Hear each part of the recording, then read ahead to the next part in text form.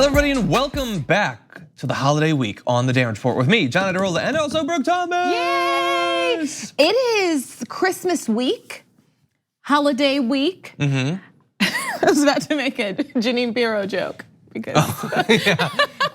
Well, she's alluding to the fact that the impersonation of Janine Pirro on SNL is very good, and we will be talking a little bit about SNL a little bit later on, which is not something we often do, but I am always. It was on the great lookout. though, yeah. It was good. Well, there's a reason though. Yeah. Yeah. So here's the thing. I am like constantly, if you're here, it's like a joke, but it's a truth that it's like always like John, hey John, that's me. So on the weekends, I try to give John a break. And you do. I wanted to text you. I and would say, prefer texts on the weekend. Are you watching? And less. Yes, I wanted you do, though. so bad, but I put my phone down. Okay, well that would be fine. I don't have a problem with that. But anyway, we will be talking briefly about that. That's like the smallest thing we're talking about. In just a minute, we're gonna be breaking down some of the apparent long-term effects over a couple of years of the Trump tax cuts. We also have US Senate candidate in Texas, Sema Hernandez, is gonna be joining us once again on the show. Later on, donor email from one of the fundraisers for Pete Buttigieg. Some really interesting stuff in there. And we almost never do this, but this week we have a couple of shows that are gonna be non-live. So I wanted to make sure that we touch base with what's going on around the world. So we have a Monday, meanwhile, in with Brooke. So that should be a lot of fun too. So with that, why don't we jump right into it? In the lead up to the passage of the Trump tax cuts of a couple of years ago, a lot of promises were made. Just about everything that you could ever hope to imagine would be true of a set of tax cuts was promised, that it was going to, in fact, against all odds and reason, raise tax revenue somehow. It was going to stimulate job growth. It was gonna lead to business investment. It was gonna lead to jobs and wages and all of that. All of those promises were made. So it's been a couple of years, and there's only one thing we can say for sure was done, and that is that 1.8 to $2 trillion was transferred almost wholly to the richest people and corporations in the country. All the other stuff is speculation, but now we have a couple of years of data. So why don't we look at what's been going on and see if we can learn anything about this? Now, bear in mind initially, Treasury Secretary Steve Mnuchin said that the law would juice the nation's gross domestic product to 3%, which would be good, or as Trump said, 6%, which would be unheard of in modern American history, but that's what he promised, 6% gross domestic product growth. And so here's what we got. The economy grew 2.9% last year, exactly the same as in 2015 before the passage of the law. So when that other person was president, the normal I don't remember that president. person. George W. Stop I'm it. kidding. So here's the thing, like Mnuchin said 3%. Which is a reasonable promise to make considering that that's kind of what the economy was doing anyway. To say that it's gonna be 6%, that's impressive, and we didn't reach it. We reached 2.9, the same as we had before we took $2 trillion and lit it on fire effectively. So that's sort of a baseline idea of what was going on. We can look at year by year, by the way, or actually quarter by quarter. Let's take a look at the last few years in GDP growth. And you can see right there the line marking where the tax overhaul was adopted in the beginning to middle of 2017. And there has been some quarters that are not bad. And then overall, if you were to average that out, it looks a lot like late 2015 to 2017, honestly. And the price that you had for basically maintaining the level of GDP growth was, again, trillions of dollars. And some of it will just continually go up. So we always talk about it's like a $1.8 trillion thing. That's over the first decade, basically. But remember that at the end of that, the tax changes for regular families, they're supposed to end. It almost never actually works that way, but to the letter of the law, they're supposed to end. The corporate tax cut, the massive, effectively cutting in half how much corporations pay in tax, that is permanent. So that $1.8 trillion, that's just for the first 10 years. That is gonna continually go up year after year after year until these tax cuts are finally reversed. You know, there was something else that I found out about the tax cuts last week, and I wanna talk about it because I think we repeatedly were finding out more ways. We knew just overall this was going to be bad for the people who need it the most, and this is going to be extra for no reason for the very, very, very rich and corporations. Yeah, or no reason that most people would agree with anyway. Right. But yeah. So there's an aspect of this, the federal child tax credit. I think everybody knows about that. It's a credit that it initially is supposed to be like an anti-poverty help, but the way it's kind of set up, it really is just a tax incentive. It's a tax credit because you can't get the maximum amount of money unless you make a certain amount. And so the people you would think who need it the most would be like single mothers, single fathers who don't make a lot of money. It would be nice to just get like a bonus because to help your kids. And that's not how it happens. You have to make a certain amount of money. Because it's not an actual money that goes to you, it's a reduction in taxes. So unless you're paying a certain amount of taxes, you don't can't get it actually back. get it. Exactly. And so that's kind of always been the problem with this. It's so even more, as part of this tax act, Trump doubled the maximum credit in this program, and it extended it to families who make as much as $400,000 a year, up from the max it was at $110,000. So now you can get back up to $2,000 if you make $400,000 a year. And so there's a woman profile. Poverty for people who make $400,000 a year. And there's a woman who makes minimum wage. She worked 5 jobs, so a bunch of different part-time jobs, as well as her full-time job, earning under $15,000. And she got an increase of $75. She didn't get the maximum amount because she doesn't make enough. She doesn't make enough to benefit. Right, but it was extended for really, really rich people. I just can't imagine thinking people who make $110,000 a year don't necessarily need a child tax credit, but thinking that for some reason this needs to be extended to people who make almost $500,000 a year. Yeah. Why? Yeah, it was a messed up law. Yeah, and it was clearly written to benefit certain types of people. Yeah. Let's go back to the charts for just a sec. If you want to take a look at, so the overall the GDP is not growing, but by the way, whenever we look at something like GDP growth, you can say we look at it before and after a law, but that's not the only thing that happens. It could be that something bad happened and the tax cuts helped to offset some of that. So let's look at a different measure. What about job growth? Well, take a look at this chart, try to make sense of that. I don't know, it's up and down a lot. If the average is higher in the red than in the blue, it is not discernible to human vision. Right. It certainly doesn't seem as if it exploded job growth. Now, to the credit of at least the last couple of years, if not specifically the tax cut law, take a look at this chart. Average hourly earnings has continued to trend up. It was already trending up in 2015. It continued to do so. Now, bear in mind that even the red section is still barely above inflation. So in real terms, you're not necessarily making any more money from year to year. And right, the key word there. But that's the most positive chart I was able to find. Yeah, but the key word there, you said it yourself, continued. Because luckily for Trump, he wasn't handed the same economy that President Obama was handed. Now, albeit not perfect, but it wasn't the same. Yeah, exactly. And one thing that we did find a big change from before the law to after the law, and it was 100% predicted on this network, if not on the show because we didn't exist then. You know what did go up? Let's take a look at this. Stock buybacks skyrocketed in 2018 because suddenly these corporations, which were paying a lot less in taxes, found that they had a bunch more money. Now, Republicans, conservatives would have you believe that if you simply give them a bunch of money, they will just make a whole bunch more jobs. But if you know anything about supply and demand, that is not at all how anything works. They make jobs when they need the employees to make products that are in demand. That's how it works. And if you're giving the money to the rich who are not gonna spend the money rather than the poor who would, then you're not generating more demand for products when you do something like that. Thus, you're not generating any reason for jobs to go up. But they do have a bunch more money, and so what do they do with it? They buy their stock back to gain more control over the corporation. So technically they're using the money, but not in a way that has any positive impact on the economy for regular people. This happens every time they do one of these tax cuts. It was predicted in advance, and there you're seeing it. So it's very good for corporations, but not in a way that necessarily increases wages or jobs or helps out the economy as a whole. So that's the first couple of years. Hey, maybe the next couple of years will be good. But we do know one thing, by the way, you know what else went up? The federal deficit this year was $984 billion. And we said when you suddenly take in a lot less money in tax revenue, deficits are gonna go up. And they say, no, by the power of my Gryffindor magic, somehow you can take in less money, but the deficit will go down. Turns out it didn't.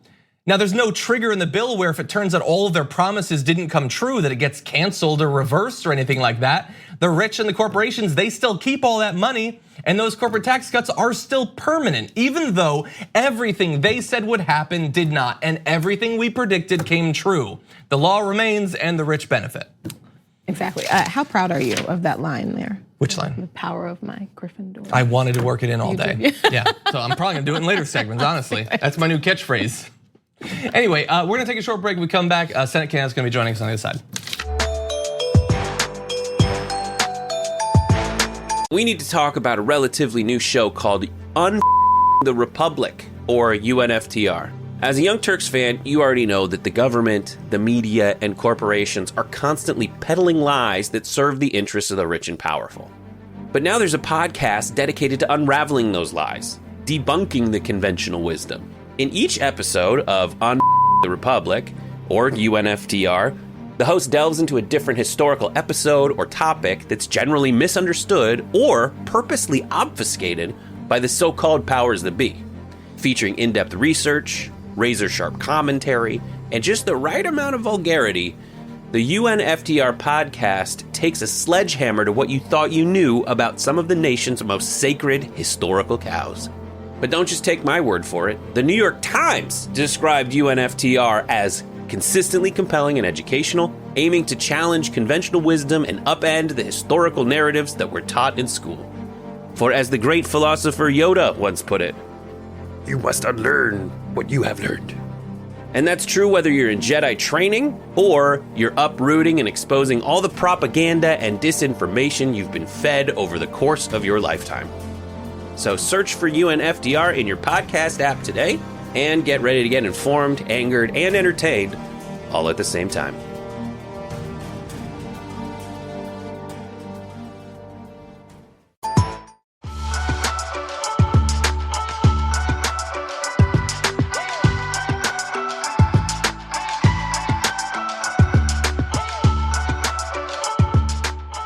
By the way, I just want to quickly say, Bart, thank you for the Christmas music. I do appreciate that.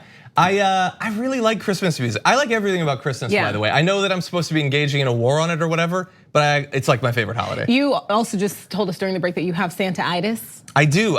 So I like Christmas movies. He's, you know, he's ready to be on school break. Yes, exactly. Okay, with that, thank you, Bart. Let's jump back into the important news of the day. Joining us once again on the Damage Report, candidate for US Senate in Texas, Sema Hernandez. Welcome back to the Damage Report.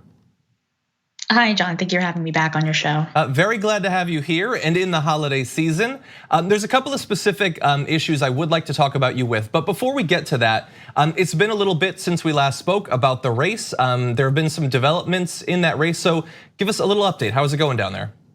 Well, it's definitely a crowded field, but the one thing that we are very proud of is that our campaign is not accepting or soliciting any money from billionaires. We are 100% grassroots funded, and there is definitely a lot of work to be done in this election. Our campaign has been consistently leading on the issues, and as many of you know, I am a candidate running for US Senate, but I'm also an activist. I am a community resident living in a sacrifice zone. Not only do I sign the No Fossil Fuel Money pledge, I am constantly fighting against the fossil fuel industry, organizing in my community, attending and organizing town halls around the petrochemical disasters that are happening here in our communities, and empowering our community to speak up and to demand more from our county and local elected leaders, as well as submitting information to the TCEQ about regulating the industry and talking about the Green New Deal and helping to transition our economy to a more sustainable economy. You know, you mentioned there a couple of the different places you do not want to raise money from, and that last week became a big topic politically because of the Democratic primary debate, where there was this back and forth about wine caves and billionaire donors and all that. I will say that for me, I wish that the way that people fundraise, to me, should be one of the most important characteristics of their campaign that people judge them based on. When you're out campaigning, do you find that being able to say, I don't take money from billionaires, I don't take money from corporations, I don't take fossil fuel money, all of that, are you finding that to be convincing in swaying people to your campaign? Yeah, absolutely. the people that I've come across are all working class candidates. And the one thing that is most important to them is having a elected official who does not pander to voters, but also doesn't pander to billionaires. You cannot serve two people or two masters. You have to serve either the people or the billionaires. And I decide to serve the people. That's the whole objective of our campaign and grassroots movement across the country. And here in Texas, when we only accept donations from the working class, that means we are only going to be working for the working class. Okay.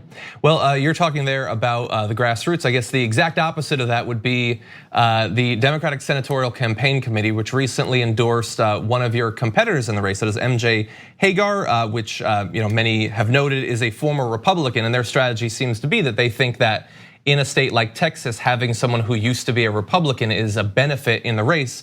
I have a feeling that you probably do not agree with that strategy. Absolutely not, but it's no surprise that they endorsed a corporate candidate who used to be a Republican. And I can tell you, look, I was not recruited to run by political operatives. I was not recruited to run by the political establishment, people like Chuck Schumer. And I am not endorsed by the DSCC. And that is a badge of honor for a progressive candidate in this progressive movement. Those people don't represent, nor do they know the political landscape in Texas. And our 2018 campaign proved that with grassroots funding, and a progressive campaign can win 250,000 votes with no media and no endorsements. Right now, our campaign, like I said, is 100% grassroots funded, and we've received the endorsement from the Texas Democratic Secular Caucus. We have been endorsed by Senator Nina Turner. We have the support of actor and comedian and producer John Leguizamo. We are consistently working on the issues and leading on the issues that matter most. We know what Texas needs. And regardless of the media blackout that we are facing, regardless of the discontent of the Democratic Party trying to silence our movement, we continue to fight. And despite our considerably low fundraising numbers compared to the other political candidates, we are still leading in the polls because our message resonates with the working class people in Texas. I want to ask you about the general nature of the race, because on the Democratic side, as you mentioned, it's a crowded field. There's a lot of people.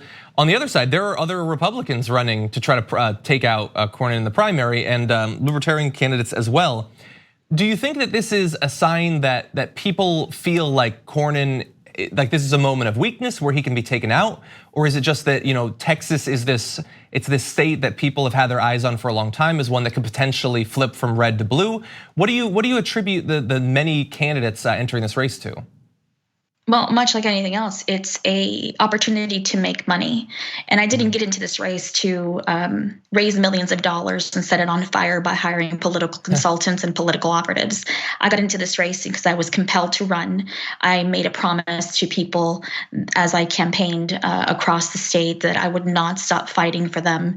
And our campaign right now is 100% grassroots funded. We have volunteers. We have amazing people on our staff. They are leaders in the progressive movement, and we are excited to continue pushing our campaign forward. And those other people who are getting into this in this race, whether they're Republicans or Democrats, or recruited by the political establishment, they do not embrace the same progressive policies that we do, nor do they play outside the field. We are challenging the patriarchy of the political structure, which means although we may not be raising millions of dollars, we are also not upholding the same systems of oppression as they are.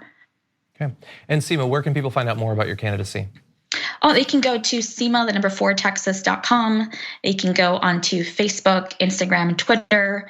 I'm trying to think of where else I'm at on social media. There's so many social media platforms to keep up with. There certainly is. Sema Hernandez, thank you once again for joining us on the show. All right, thank you. We're gonna take a short break here. When we come back, a released donor email from one of the bundlers for Pete Buttigieg is certainly raising some eyebrows. We're gonna give you that after this.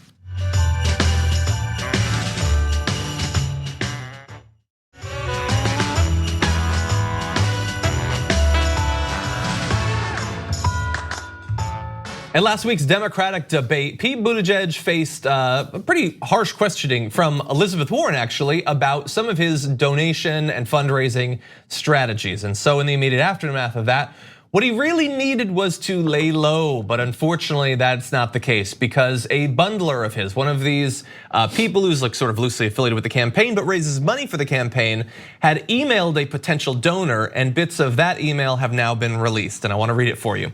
This donor is HK Park, and the email read in part, "If you want to get on the campaign's radar now before he is flooded with donations after winning Iowa and New Hampshire, you can use the link below for donations."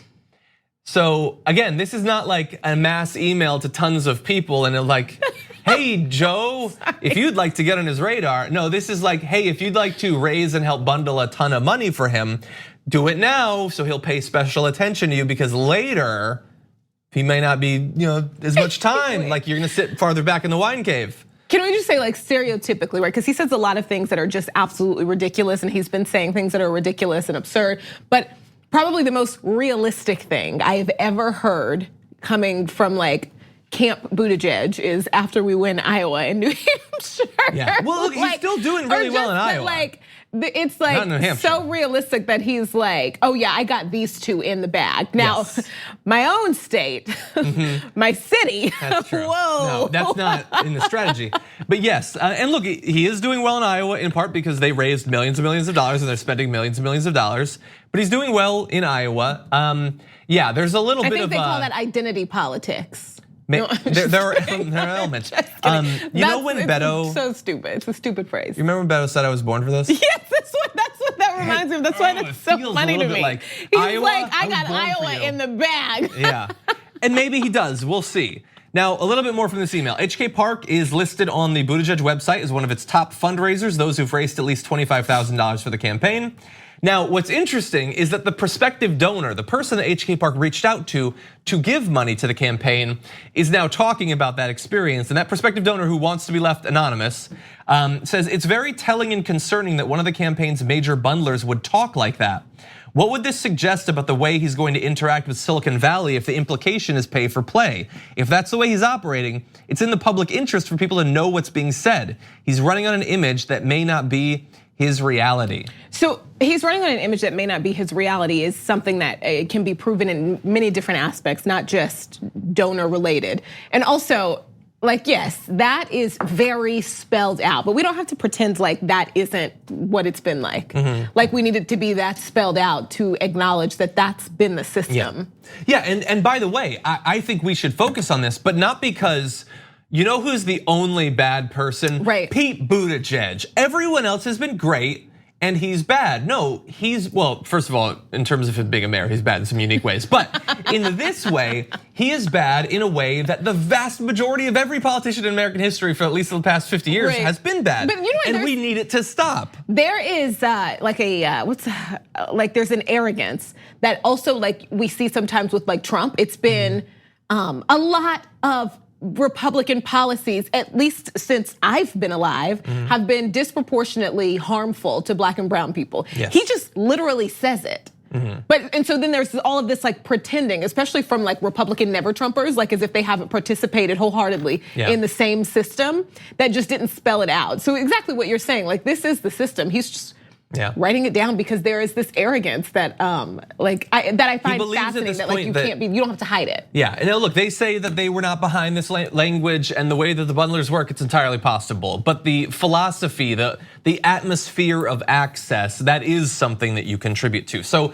our commentary after this is gonna have to be very constrained, but there's an interesting video that's been unearthed from 2010 when he was running statewide for treasurer of Indiana. And here is what he had to say about campaign finance then.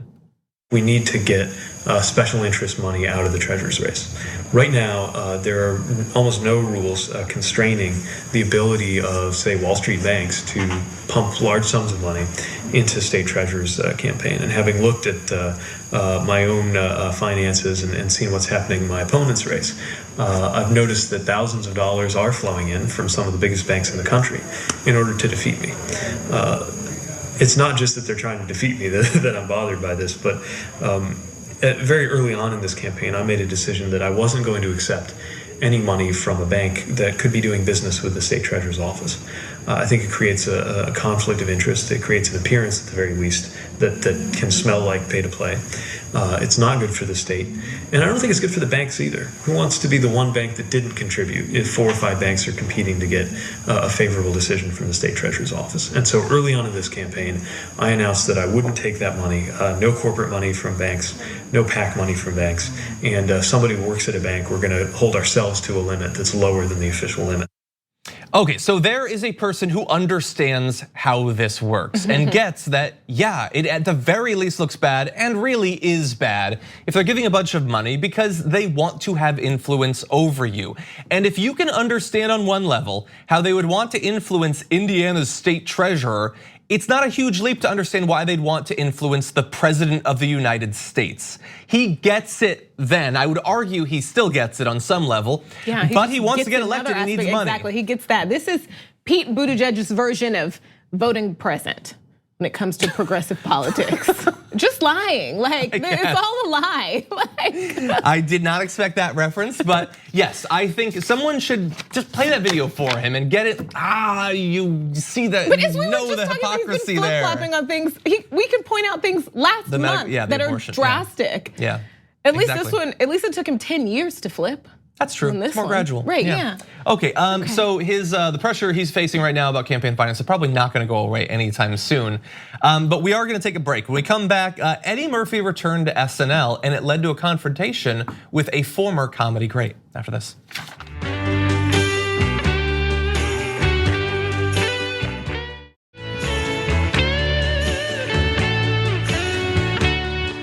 This weekend on Saturday Night Live, Eddie Murphy returned after 30 years off the show. And in his monologue, it was notable for a few reasons, which we're gonna get into. But in part, it was a comment that he made, sort of offhand, that involved Bill Cosby. He said at one point, he was talking about how his life has changed over time.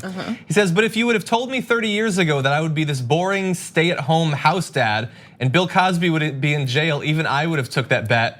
Who is America's dad now? But the way he says it, who's America's dad now? Which is that's better delivery. So funny. Yes. but I feel like you have to know their beef. Yeah. Wait, before the beef, you have to know the current situation because you may not know anything about Bill Cosby. If the last thing that you saw was 80s Bill Cosby, oh my God, the recent news has been terrible. Stay there for your own health. Bill Cosby is serving 3 to 10 years in prison after being found guilty in April 2018 on 3 counts of aggravated indecent assault for drugging and sexually assaulting a woman at his home in 2004. Earlier this month, a Pennsylvania appeals court upheld the conviction. And while that is what he's actually serving the time for, he was accused of sexual assault and rape by dozens and dozens of women.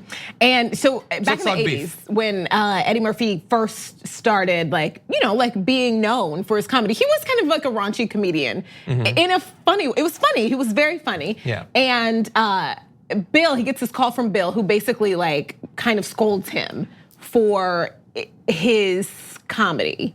Saying which was raw and a delirious, one could say. Yeah, one or the other.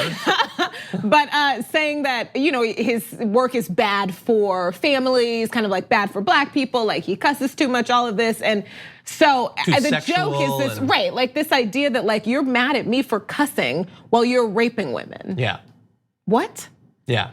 And that is kind of Bill Cosby's thing. We've seen him go on rants about the black community and God forbid young black guys wear their pants saggy. Yeah. God forbid. While he's doing what for decades a lot of us didn't know about. Exactly. And to put it in context, you were telling me earlier, you would have to assume at that point in the 80s, Bill Cosby's about as big as a person Absolutely, I can imagine if you're a young black comedian and you get a call from Bill, he's huge. Mind-blowing, that's life-changing, yeah, that's dreams. And then he basically attacks you. Yeah, that's a horrible moment. Yeah, and so Eddie You've Murphy got to watch it because luckily Richard Pryor comes in and saves the day. But you can't tell the joke on TV. Yeah, a lot of Richard Pryor quotes on this platform are no longer recognizable as sentences once you cut out the swears, but they are good and they're funny. But anyway, so he makes the joke and you would think that's the end of it. We can just evaluate the performances and everything. But no, Bill Cosby still has a spokesman. Isn't that weird that even after all that, you're rich, so you still have a person who's just protecting your public image? Which it's gone. You would think. But they're protecting it. So on Sunday, Cosby's spokesman, Andrew Wyatt, criticized Murphy for the joke, saying it was Cosby who, quote, broke color barriers in the entertainment industry so that Murphy and other comedians like Dave Chappelle and Kevin Hart could perform. Murphy's jokes were disparaging, the statement said, adding, one would think that Mr. Murphy was given his freedom to leave the plantation so that he could make his own decisions, but he decided to sell himself back to being a Hollywood slave. Remember, Mr. Murphy, that Bill Cosby became legendary because he used comedy to humanize all races, religions, and genders, but your attacking Mr. Cosby helps to embark on you just becoming clickbait. Like one must think very highly of themselves to be in prison on sexual assault charges and feel like they need a publicist to keep bringing themselves like more attention. Yeah. But also, that was such a small moment in such an epic night of comedy. Nobody was even really thinking about it. I think it was funny in the moment. If you got it, and then you move on because there was so much more happening. So like just this idea that is very Bill Cosby, like this idea that he really thought anybody cares. Yeah.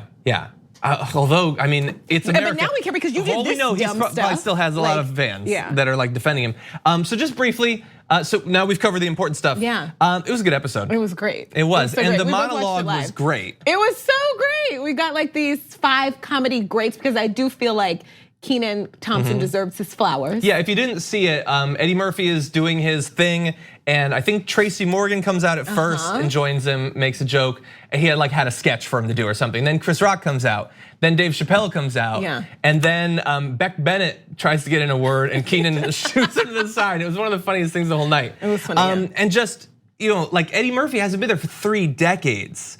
And to see them all on the stage, it was amazing. Like how rarely do you see that much comedic talent like all together? And like them all being there to support Eddie, it was cool. Yeah, it was nice. Exactly. Yeah, and good sketches too. If you haven't seen it, I know that like SNL is like very, like a lot of people have not been interested in it for a long time. This was the funniest episode I've seen in years. Exactly, and I get it. A lot of the humor can be like really like boomerish or whatever, but it's also pretty funny, and they got a lot of really talented people in there. Like Kenan is amazing, Cecily Strong is amazing, Kate McKinnon is amazing. Like it's worth looking into. Yeah. Okay. I think it's great. So we're gonna take a short break, and when we come back, meanwhile in to close out the show.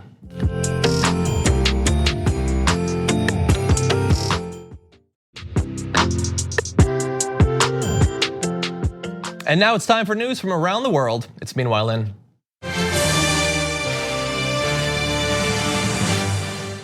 Meanwhile, in Laos, researchers set up cameras in a wilderness area to try to track how many tigers were in the area.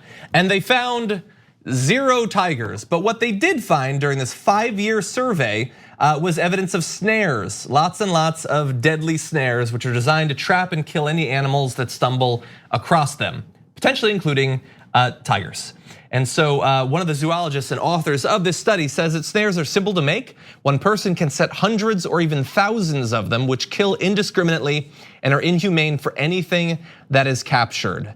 And so what they believe this study shows, because it was again, many cameras, 5 years, they believe that the population of wild tigers in Laos is now 0 tigers. There are no tigers left. And what's interesting is that the most recent worldwide tiger population estimates released in April 2016 put the number of tigers then at 2 in that country. The observation of those last 2 Laotian tigers came from the first year of the camera survey. They were never seen again. Wow. And that is just devastating. Like, it is. How many times have we done a story where it's like they're projecting that by 2050 there will be no turkeys left or something like that? Well, yeah, like looking ahead, there's gonna be a lot of things like this, but we're also seeing it right now. And this is not necessarily just like climate change, but the hunting and the poaching and selling body parts and selling the animals illegally can actually just totally wipe out this species. That's just devastating. Yeah, and let's see, let's talk about where there are some. So their only healthy populations remain in Thailand, which at last count had about 189. Again, not a lot. What? 189. Now, yes, it's a predator. They tend to be far rarer than prey animals, but that's just a couple hundred. The Indo-Chinese tiger, previously considered its own subspecies, also persists at unsustainable levels in China with about 7, Vietnam with fewer than 5. I feel like at that point you could say 4, 3, 2, or 1. And Myanmar, no reliable population count. And so in the wild, we're effectively running out of tigers. Yeah, There's that's almost so sad. none. It's scary. Which is devastating, not just because of how few they are, but even for like repopulation attempts. Hypothetically, that leads to less biodiversity, less resilience to disease. When you have a population that gets down to a very small number and then you try to grow back up, there's not enough diversity genetically in those animals. So this could also, even if we take efforts, serious efforts to get more of them, it could still be dangerous for them in the future.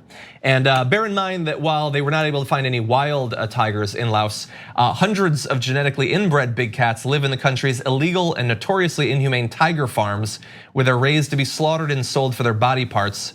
Laos has officially promised to shut down these facilities, but so far the efforts do not seem to be successful. They're gonna shut down themselves pretty soon. Exactly, and it's just like it. I mean, when you think of iconic animals, just impressive examples of raw nature, like tigers are pretty high up there. The idea that, at least for this species of tigers, we could just entirely run out any given year with the small number that we have, that's just devastating and should be avoided.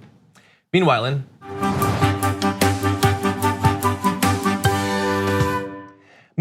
in the UAE, there's this new social media app that's very popular there and around the world, actually. So this is Totalk, introduced only months ago, was downloaded millions of times from the Apple and Google app stores by users throughout the Middle East, Europe, Asia, Africa, and North America. While the majority of its users are in the Emirates, Totalk surged to become one of the most downloaded social apps in the US last week, according to app rankings. And look, it's not like a new social media app rises to the top of the downloads every week. And so this is really interesting. And so people were looking into it. And here's what they found out about this app that's sort of noteworthy if you've downloaded it. The service Totalk is actually a spying tool, according to American officials familiar with a classified intelligence assessment and a New York Times investigation into the app and its developers. It's used by the government of the UAE to try to track every conversation, movement, relationship, appointment, sound, and image of those who install it on their phones. And again, it is very popular in the UAE, but it's been downloaded all over the world. Right. And so, like we could go into some of the ways that it gets data are actually pretty clever, and also probably exactly what a lot of other apps are doing on your phones. That's what's so crazy about the story. Yeah, okay. Yeah, so on the surface, Totalk tracks users' location by offering an accurate weather forecast. It hunts for new contacts anytime a user opens the app, under the pretense that it's helping connect with those friends, much like how Instagram flags Facebook friends. It has access to users' microphones, calendars, cameras, and other phone data.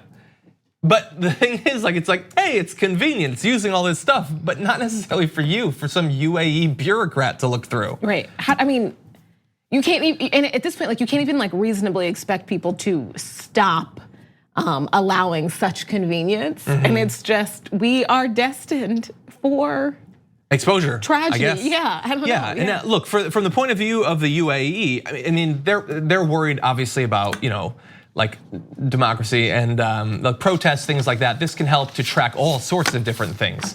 Now, look, like we sort of alluded to it earlier, many apps are tracking your location. You can't say a word without getting ads all about that stuff on other services that don't even seem related in any way. Wow, and we sound so crazy when we say it, but now everyone is kind of realizing that, yep, there's no other explanation. Yeah, and it follows you. Like I at one point was trying to buy wedding bands. I already got married, got the wedding band. I will never stop getting ads for wedding bands on literally there are services that have not been dreamed up yet that I will someday get wedding band ads on. But anyway, look, this is it seems a level more, I guess, maybe nefarious. I mean, I feel like governments in particular, not just like we've had cases where they will do deals with these companies to get access to some of their data, or if a crime happens, they will go into one of their apps and try to recover information. But this is the government itself, apparently, through a shell corporation, putting out their own spying tools. And if the UAE is doing it, I'm gonna guess that they're probably not the only ones. And so this is at the very least a reminder that we should be very careful about the sorts of apps that we're using, especially when something just pops up out of nowhere. This apparently was a fairly simplistic, like reverse engineering of TikTok, actually, that they used and made their own version of.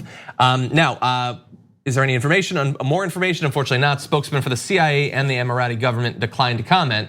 Perhaps at some point we'll find out more, since the New York Times is apparently investigating this. But again, just a reminder, they're getting access to your information in many different ways. It's just a question of how far does it go, how many businesses, how many governments. So it's something to bear in mind.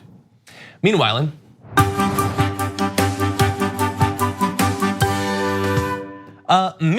in Australia, such a good job at these. I know, I love that, but the last couple of times we talked about Australia, it's for their devastating brush fires. Yeah. And so seeing the animals always hurts a little bit, but those fires continue. International and domestic pressure inside of Australia to do something about it is increasing. And now even Greta has weighed in, tweeting recently, "Not even catastrophes like these seem to bring any political action. How is this possible? Because we still fail to make the connection between the climate crisis and increased extreme weather events and natural disasters like the Australia fires. That's what has to change now." And so she sent out that message, implying at least that she's really talking about all governments, that they're not taking this seriously enough. But there was already a lot of pressure on Prime Minister of Australia, saying that he was not doing enough. So he was actually asked about this, and here he is responding to that. Greta Thunberg has tweeted her 3.7 million followers of videos from the Australian fires, criticising the lack of political action on climate change. What do you think of her comments? Australia and the Australian government will set our policies based on Australia's national interests, on what Australia needs to do. That's where I keep my focus. It's not for me to make commentaries on what those outside of Australia think Australia should do. We'll do in Australia what we think is right for Australia. And that has always been my guiding principle. I'm not here to try and impress people overseas. I'm here to do the right job for Australians and put them first. And that means putting the environment in which we live at the top of that agenda, along with the economy in which people live at the top of that agenda, and making sure we've got responsible plans that balance these issues to ensure that people have what they need going into the future, and they can be confident about their future. And I believe they can. I think they can be very confident. I mean, right now, particularly here in Mudgee, where you've got the double blow of drought and fires, you talk to people, and what they talk to you about is their hope, and they talk to you about their future. That's what Greta's talking about too, by the way. That's a non-answer. Like, way to make it about like this is a foreign person who has no business talking about what's going on here, than to just actually like acknowledge what they're talking about. Yeah. But I mean, so that's Scott Morrison, not interested in Greta getting involved, and that's probably because, look, he's in the middle of this devastating fire. I mean, you saw the lower third at the bottom saying that 100 buildings had just been destroyed. And so, like, I get that he doesn't have a lot of time to deal with Greta when he's hard at work dealing with this. Except. Wait, sorry. No, actually, he's going to be hard at work when he gets back from his vacation in Hawaii that he's taking while the fires are burning across Australia. So he's taking it very seriously as someone can take something while reclining on the beach with a Mai Tai in their hand. And by the way, so what is he going, so it's a disaster, you gotta deal with it. What are you gonna do going forward? Is this going to change your policies? This evidence that climate change is gonna have a very negative impact by making these fires more common and more severe. Well, responding to calls for Australia's large coal industry to be cut in the wake of the bushfires, Morrison said his government would not adhere to, quote, reckless climate targets in a Daily Telegraph op-ed. Awesome, okay. So when he says that he's gonna put on the top of the agenda the environment and the economy, he falsely believes that you can't do both in an environmentally sustainable way, and he seems to have made his choice. He's just not answering your questions. Yeah, like he exactly. just feels like he didn't have to. Yeah, well, thank you, Greta. We do appreciate you weighing in because it's a really devastating set of fires. Okay. Do we have time? Is that what you're gonna do? Yes, okay, I do want to. So we have some iTunes reviews. Love when you guys do these. So Demita said recently on iTunes, love this show. I'm a Tut subscriber, but came here to give extra thumbs up. Thank you, John, for all his work, as well as guest co-hosts and guests. Thank you and congrats. Aww. And there was another one. I thought you'd like this one. Congrats to you. And to me as well. Thank you. That was the. Thank you. You got married. Oh, thank you. Yeah, thank you. Yes. I think that's what that was. Really fast. There's one other. This concerns you because you showed it to me. Bambi says, John made it to the shade room. Oh, yes. My mom texted me in the middle of the night after the debate. John made it to the shade room. Which I had not been familiar with. It's okay. But I enjoy. I think this is your second appearance on the shade room. Yeah. Okay, I gotta find the first. As always, thank you for joining me on Mondays. Thanks for having me. Thank you, everybody. We'll see you for the rest of the week.